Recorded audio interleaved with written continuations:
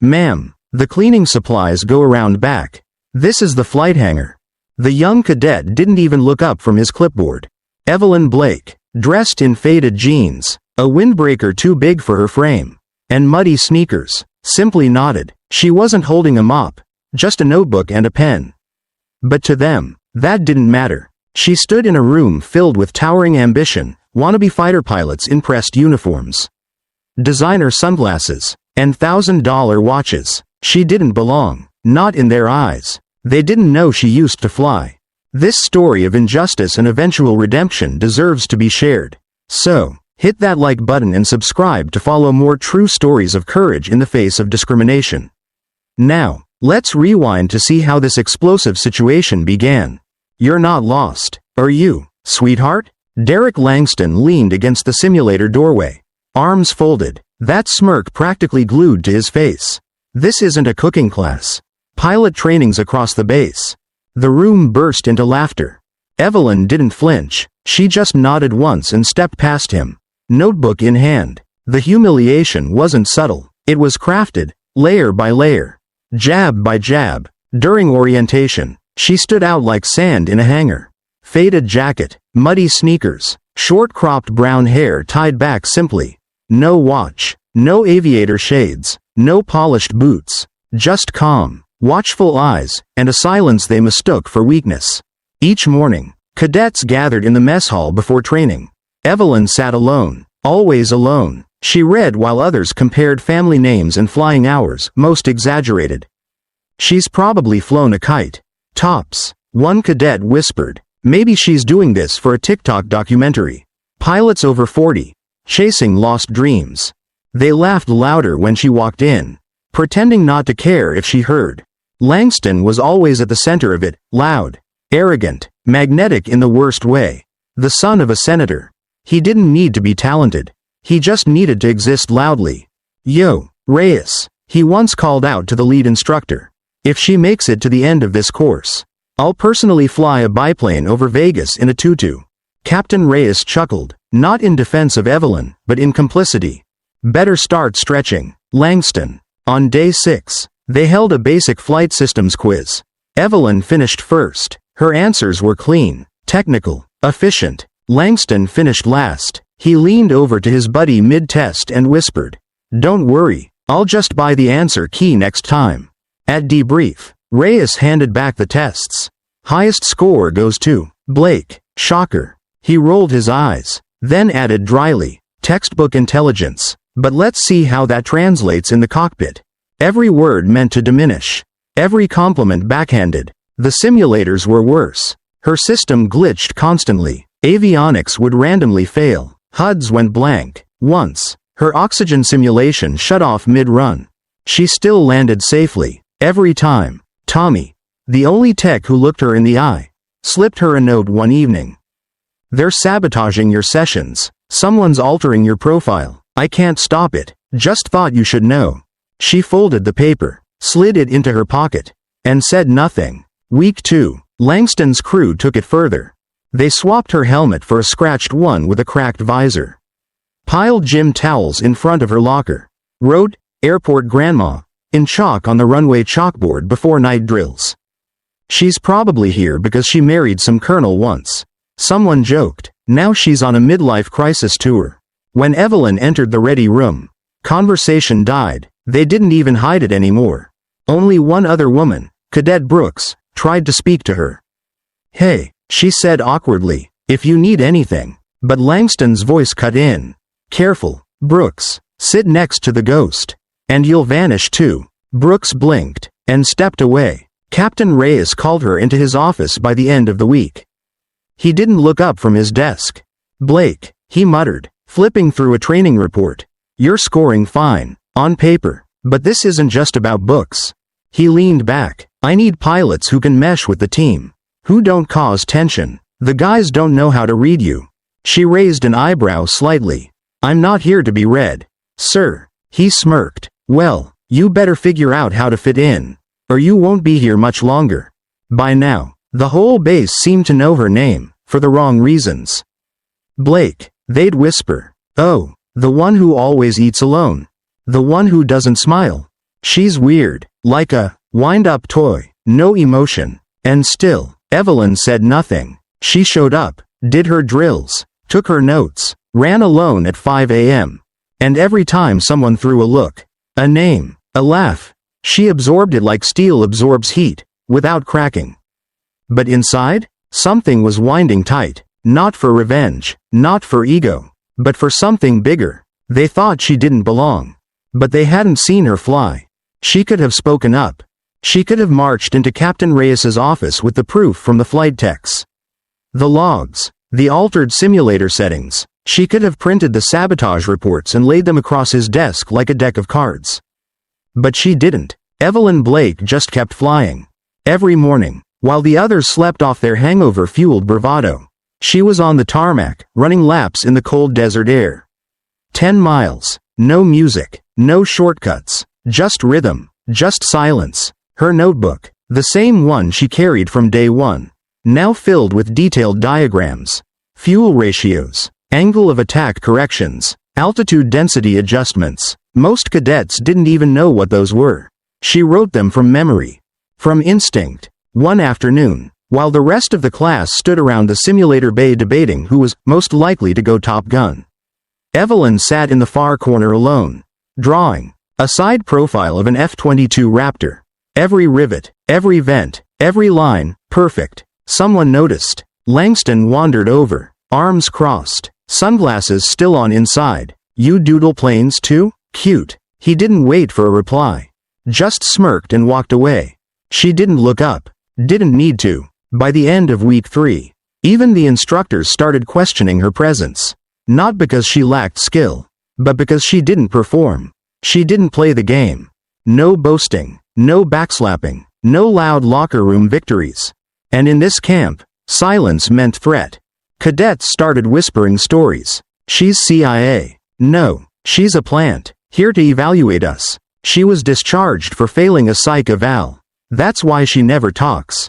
Each rumor more ridiculous than the last. And Evelyn? Still silent. She wasn't here to defend herself. She was here for one reason. Then came the day of the navigation assessment. An hour-long flight plan exercise in live simulation. Each cadet had to chart a complex route through mock enemy zones, calculate fuel consumption, weather drift, and emergency procedures. Half the class barely passed. Langston? He bragged that he eyeballed it. Evelyn submitted her plan 3 minutes before the deadline. Captain Reyes skimmed it, then blinked. There were no errors. None. Her flight plan accounted for crosswinds no one else noticed. Emergency alternates in unmarked valleys. Even fuel reserve estimations with variance across 3 altitudes. Reyes didn't say anything, just marked it with a green check. A quiet one. Langston saw the check and rolled his eyes. Whatever. That's paper. Let's see her pull that off in the air. The others laughed. She didn't answer. Didn't look back. That night, one of the maintenance crew passed her in the hangar. Young guy. Looked about 20. He hesitated, then asked, "Ma'am, were you really? Did you ever fly for real?" Evelyn paused. Her eyes met his. Then she gave the smallest nod. That was all. He stood still as she walked past, like he'd just seen a ghost. But the storm was coming. And she was ready. She hadn't defended herself when they mocked her. She hadn't responded when they called her names. She didn't strike back when they sabotaged her or erased her notes from the chalkboard. Because Evelyn Blake understood something no one else did. The sky doesn't care what they think. And soon, they would see what silence had been hiding all along. So if you're still here, still following this story with me, leave a comment with the number 1 below. Just one simple number. Let me know you're still listening. Because what's coming next? They never saw it coming. And neither will you. The base was buzzing that morning. It was demo day, a public training exhibition for civilian observers and potential Air Force sponsors. Everyone wanted to impress. Haircuts were tighter, uniforms crisper, smiles more strategic. Langston was already talking to a local news crew, leaning on his helmet like it was a prop. They'll see what real pilot potential looks like today, he said, flashing a grin. You'll know who's got it, and who's just playing dress up. No one mentioned Evelyn. She wasn't listed on the flight schedule. Her name wasn't on any demo sheet. In fact, Many assumed she'd been quietly dismissed. But she was there, watching, waiting. At 0940 hours, the crowd gathered near the observation deck. Two T-38 trainers soared past in formation, followed by a sloppy solo run from a cadet who tried to pull a high-speed barrel roll and nearly lost altitude. Langston went next, textbook maneuvers. Flashy angles, dramatic flares. He buzzed the tower just low enough to turn heads, earning some applause. Captain Reyes nodded from the sidelines. "This," he said, "is what precision looks like." But then, the sound changed. A hum in the sky. Not the T-38's sharp whine. No, this was deeper, meaner. The kind of sound that made veterans sit up straight. Someone looked up, and then everyone did. There she was. An F-22 Raptor. Painted in low-vis gray. Sliced through the clouds like a blade through silk. It came in low, wings level. Nose steady. Engines roaring like thunder swallowed in steel. People gasped. One cadet dropped his helmet. Is that part of today's schedule?" Someone whispered. "No one's authorized a fifth plane." Reyes snapped, grabbing his radio. "Tower, identify that aircraft immediately." But the tower was silent.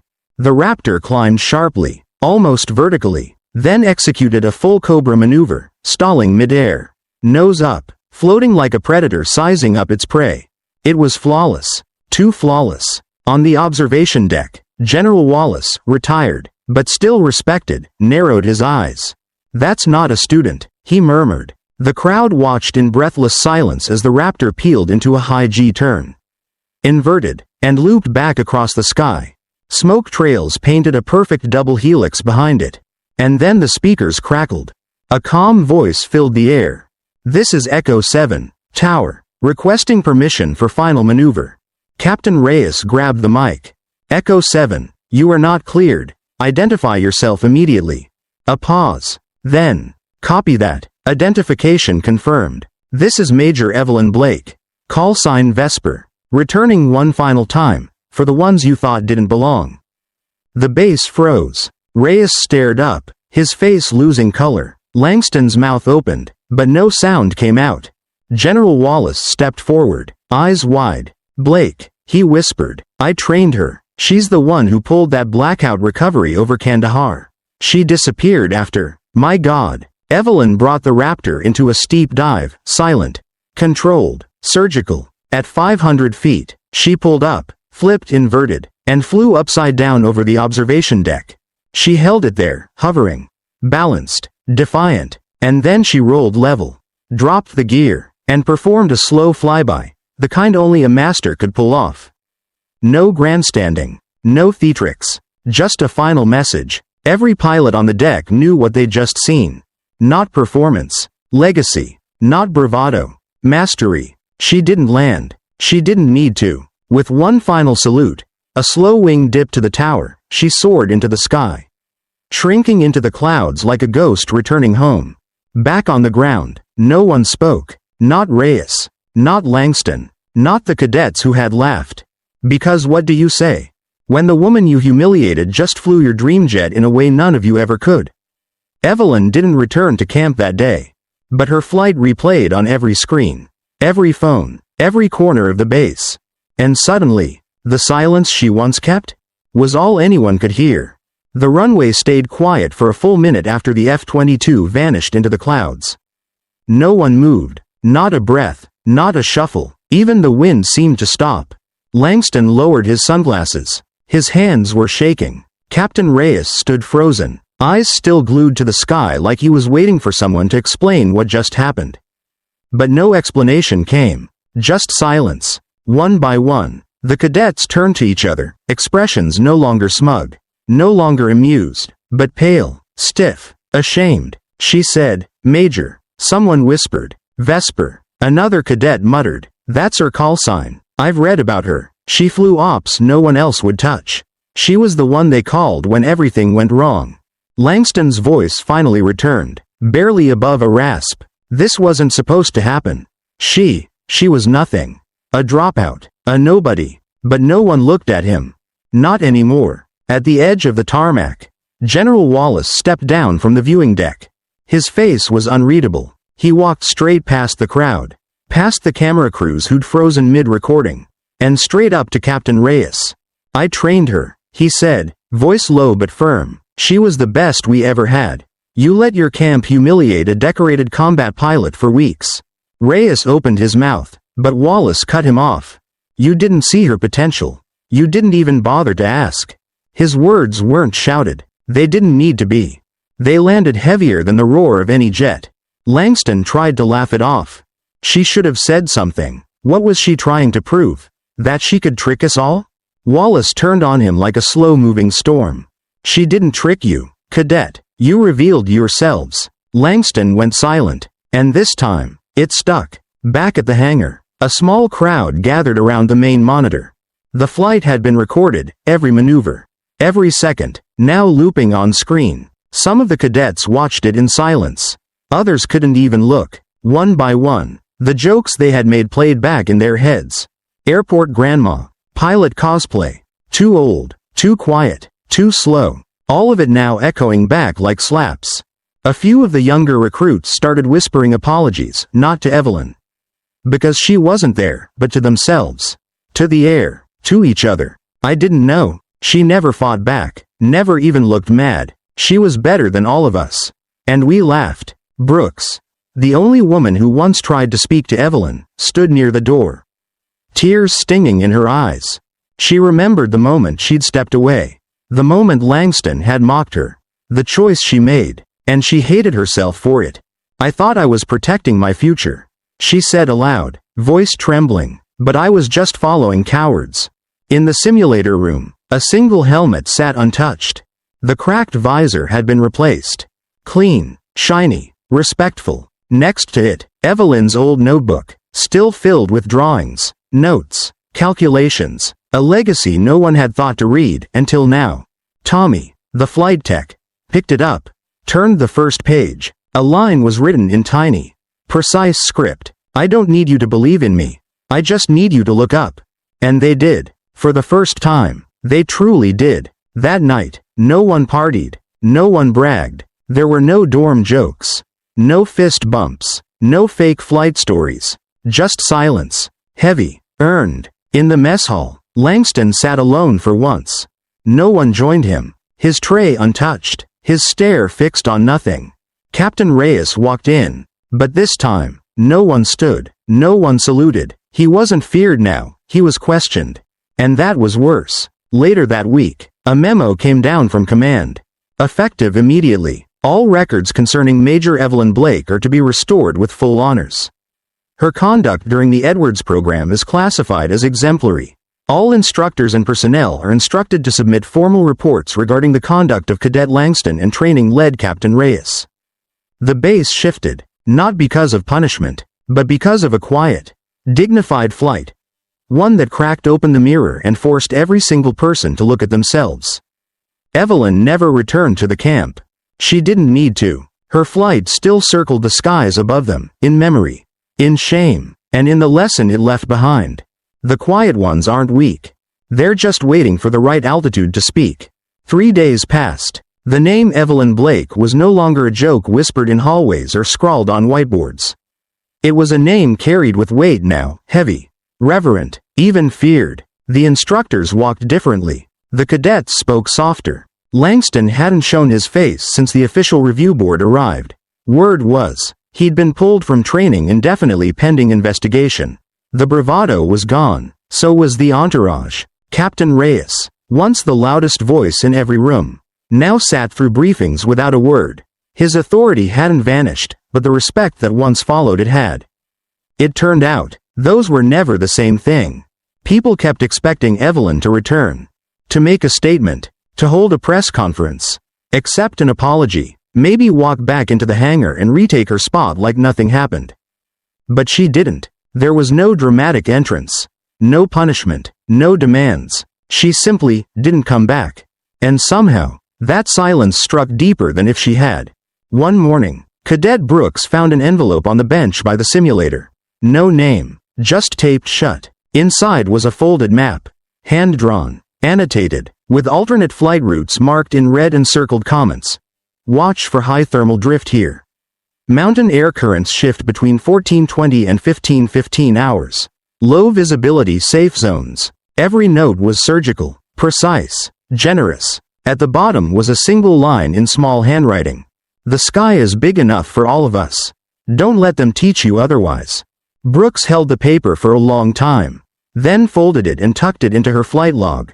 She never spoke of it again. But from that day forward, her focus sharpened, her posture changed, and when someone cracked a joke about a new recruit's gear that week, she didn't laugh, she shut it down. In the maintenance bay, Tommy the tech had framed a torn page from Evelyn's notebook, the one with the full schematic of the Raptor engine, annotated by hand. Above it, he'd scrawled, "Some legends fly low, but they always leave a mark." Nobody dared touch it. General Wallace submitted a personal recommendation to reinstate Evelyn Blake with full clearance and promotion. The response from command came quickly. Request denied. Major Blake has declined reinstatement. Her decision is final. Wallace just nodded when he read it. He wasn't surprised. Some people weren't chasing rank. Some people were beyond it. Evelyn, meanwhile, was 1,000 miles away. In a small, dusty airfield outside Santa Fe, she sat quietly on a bench beside an old crop duster, sipping coffee from a cracked thermos. She watched the morning sun rise behind a small group of teenagers setting up cones on the runway.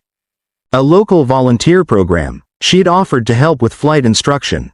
No uniforms, no egos, just kids who wanted to learn. One of them, a shy girl with oversized glasses, asked Evelyn if she'd ever flown something big. Evelyn smiled. Once, she said, but this, she gestured to the Cessna, this teaches you everything that matters. The girl nodded, not quite understanding. But someday, she would. Back at the base, Evelyn's absence became its own kind of presence. Every cadet who stood in the ready room remembered her flight. Every instructor who gave feedback heard her name whispered in comparisons. Every woman who walked into that camp after her found the air a little easier to breathe. They'd made fun of her shoes, her age, her silence. Now, all they could remember was the sound of jet engines as she disappeared over their heads, a sound that no one could mock. One afternoon, a shipment of new flight helmets arrived at the base. Each had been pre-engraved with the cadet's call sign. Brooks opened hers. Inside the padding, a small label had been stitched. Vesper, class unknown, rank undeniable. No one admitted to adding it. But no one removed it either. Evelyn Blake never raised her voice. She never asked for respect. She never demanded a second chance. She didn't need to. She just flew, and left behind something that couldn't be erased, outranked, or outvoted. Proof. A student once asked Evelyn, "Why walk away when the world finally saw you?" She smiled gently. "Because validation means nothing if you already know who you are. I didn't need their applause. I needed their understanding." Then she added, "In life, you don't rise by proving others wrong, you rise by staying true. Even when no one's watching." That day, she left without ceremony. But her story? It stayed. So if this spoke to you, if you've ever been underestimated or silenced, drop a comment below and let me know. And remember to subscribe, because the quiet ones? They're writing the loudest stories. In the sky, and in life.